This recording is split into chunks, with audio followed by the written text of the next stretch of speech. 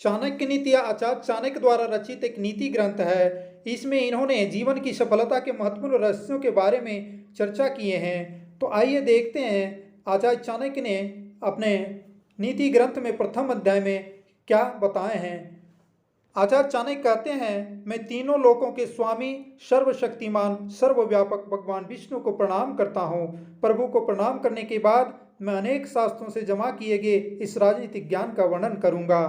आगे आचार्य चाणक्य कहते हैं, समझदार पुरुष इस शास्त्र का अध्ययन करके यह समझ जाएगा कि संसार में क्या करने योग्य है और क्या नहीं करना चाहिए, क्या पुण्य है और क्या पाप है, तथा धर्म और अधर्म क्या है। यह ज्ञान इस ग्रंथ से प्राप्त किया जा सकता है।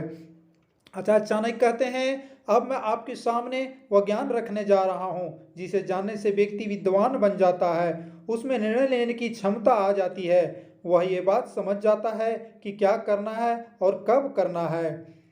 आगे आचार्य चाणक्य कहते हैं, मूर्ख शिष्य को ज्ञान देना, दुष्ट स्त्री का पालन पोषण करना, धन का नष्ट होना तथा दुखी व्यक्ति के साथ व्यवहार रखने से बुद्धिमान व्यक्ति को भी कष्ट उठाना पड़ता है।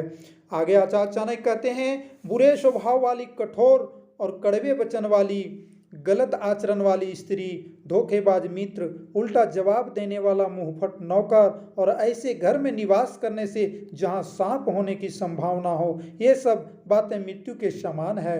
आगे आचार्य चाणक्य कहते हैं, व्यक्ति को चाहिए कि वह मुसीबत के समय के लिए धन बचा कर रखे और अगर स्त्री की रक्षा के लिए धन भी खर्चा करना पड़े तो कर दे, परंतु स्त्री और धन से भी अधिक आवश्यक है कि व्यक्ति सबसे पहले खुद की रक्षा करे। आचार्य चाणक्य कहते हैं, मुसीबत के लिए धन की रक्षा तो करनी ही चाहिए, परंतु धनी व्यक्ति को आपत्ति से क्या लेना देना। वह तो सोचता है कि धन से हर विपत्ति का सामना किया जा सकता है, परंतु धनी व्यक्ति को यह सोचना चाहिए कि लक्ष्मी का स्वभाव चंचल है, वह कभी भी व्यक्ति को छोड़कर जा सकती है।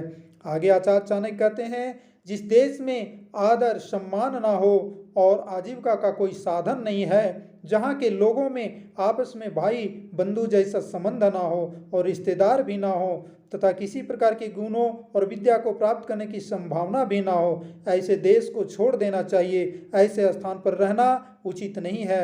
आगे आचार्य चाणक्य कहते हैं, जहाँ वेद को जानने वाला ब्राह्मण, धनी मानी व्यक्ति, राजा, नदी और चिकित्सक, ये 5 चीजें ना हो, उस स्थान पर मनुष्य को एक दिन भी नहीं रहना चाहिए। आगे आचार्य चाणक्य कहते हैं, जहाँ जीवन को चलाने के लिए आजीविका का कोई साधन ना हो, व्यापार आदि विकसित ना हो, किसी प्रकार के दंड मिलने का भय ना हो, लोगों में शर्म ना हो, व्यक्तियों में अच्छा आचरण ना हो, उदारता ना हो अर्थात उनमें दान देने की आदत ना हो, जहाँ ये 5 चीजें ना हो वहाँ व्यक्ति को निवास नहीं करना चाहिए। आगे आचार्य चाणक्य कहते हैं, अधिक कार्य करवाने पर नौकर चाकरों की, दुख आने पर रिश्तेदारों की, कष्ट आने पर मित्रों की तथा धन का नाश होने पर अपनी पत्नी की परख का ज्ञान हो जाता है।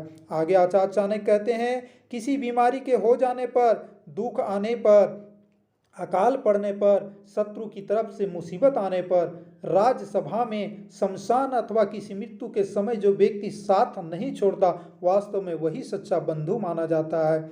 आगे आचार्य चाणक्य कहते हैं, जो व्यक्ति निश्चित अर्थात जो हो सकता है इसे छोड़कर अनिश्चित जो नहीं हो सकता है उसके पीछे भागता है या समय बर्बाद करता है, वह असफल हो जाता है।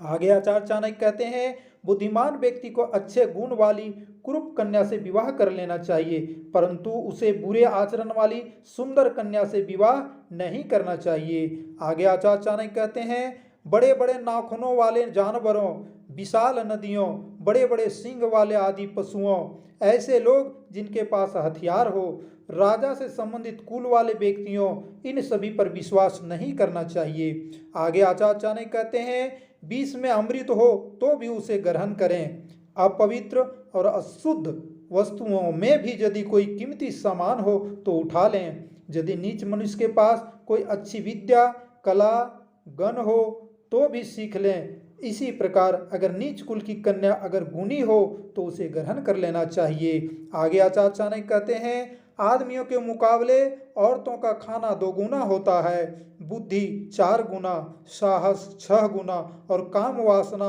8 गुना होती है।